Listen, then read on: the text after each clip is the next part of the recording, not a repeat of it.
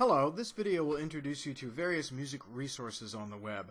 Although it's not directly related with teaching and learning, we do spend a lot of time at our machines working, so it would be nice to have some music in the background to make us a little more productive, perhaps a little more efficient, and at the very least, it's more enjoyable to work with some good music in the background. Some of these sites you may have heard of before, but I doubt you've heard of all of them. The one we'll start with is perhaps the most ingenious site, and it's called Pandora. Pandora is part of something called the Music Genome Project, and what they do is analyze music in terms of its sound, the instruments used, the lyrics, the tone of the song, and they found music that's related to that. They found a way to organize music based on an analysis of the sound and the instruments and the lyrics, so you can put in the name of a song, put in the name of a band, and they'll give you a radio station that plays music all related to that particular type of music. It's best to see it in action. Let's take a look at Pandora.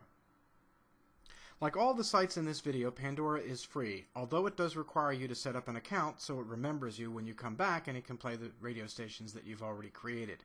All you have to do is give them an email address and a password, and when you sign in, it will take you back to the radio stations that you've created already.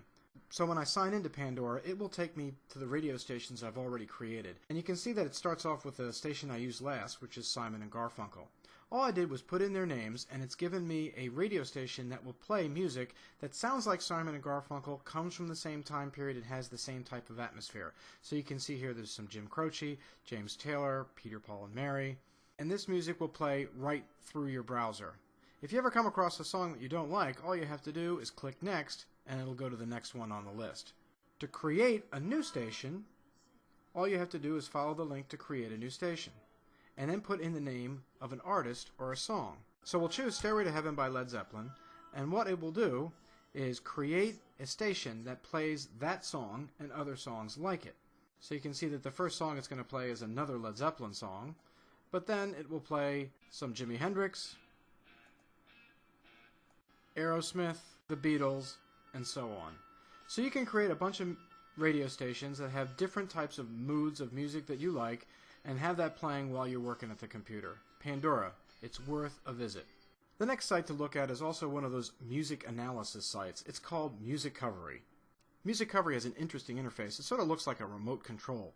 And the way you'd use it is you'd look at these genres of music and you would unclick all genres just to pick the type of music that you want to listen to. So for instance, if I just chose funk and soul, and I chose a mood for that music, let's say energetic and positive, then I can choose a time period. Let's just choose the 1960s.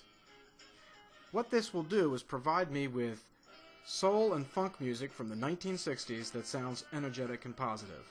And you can see it's set up sort of like a family tree. And the music will play through this playlist. You can see some Aretha Franklin, Otis Redding, James Brown, Eddie Floyd, and you can move through the playlist if you don't like any of the songs that you hear, and it will move from one song to the next.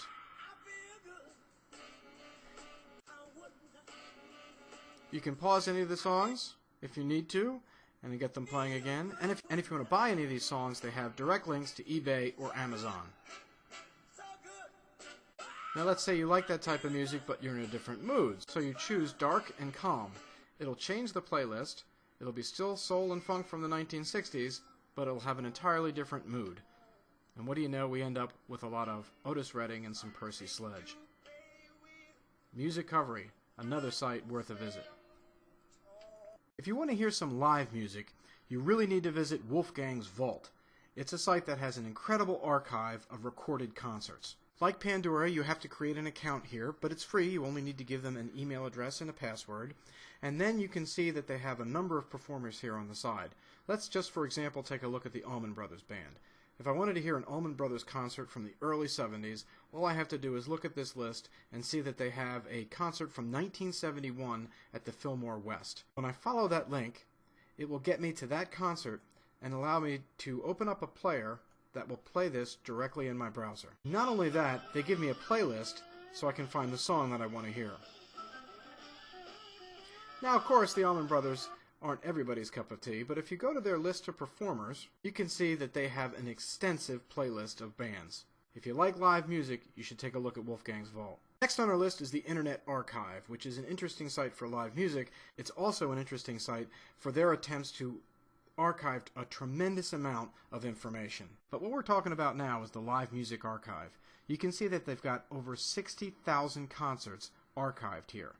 There is an extensive list of music here. When you look at their list of performers, it's much longer than Wolfgang. The most notable collection at the Internet Archive is their Grateful Dead collection. They have a collection of hours and hours and hours of Grateful Dead music. The next couple websites are playlist websites, sites where you would create a playlist of music and can have it play right through your browser. And the first one that we'll look at is Lalala. When you go to this website, you'd create an account with your email and a password, and you can browse through the music that they have, and they have a big collection of classical and jazz music.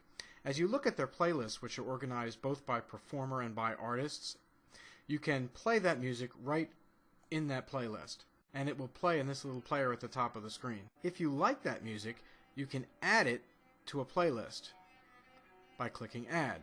They give you about 40 credits, but what's neat about this is you can create a playlist of music that has a certain mood. I created a playlist for just Bach, and this is that playlist. It doesn't cost me anything. It's a number of songs and performers that I like. Next site is Songza, which is another one of those playlist sites. At Songza, we'll put in Bach again as an example. You search through music and it'll give you a playlist, and a lot of this stuff, believe it or not, is taken from YouTube. So if I choose a piece of music over here on the side and hit play, the site actually plays that piece of music recorded on YouTube.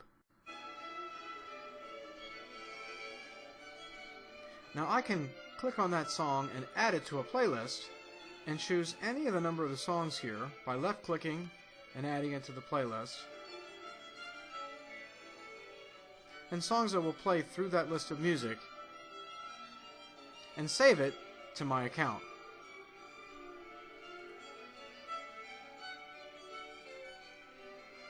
The next site we'll look at is Magnatune. Magnatune offers a lot of unlicensed music. It's a site where a lot of new performers and new bands are trying to break into the mainstream. With this, you would browse your category, and they have little descriptions as to what the music sounds like, but as you follow the link, you can play it in either hi-fi or lo-fi, depending on how much bandwidth you want to use, and they have entire albums here. This is a good way to get introduced to new music. Magnatune. It's worth a look. And last but not least, if you just need the list of music right away without creating an account, without doing any type of search, go to 1.fm. At the front page, they have a number of lists of different radio stations, different moods. All you have to do is click on the link, and you've got your music. Well, those are some of the music resources you could use while you toil away at your computer.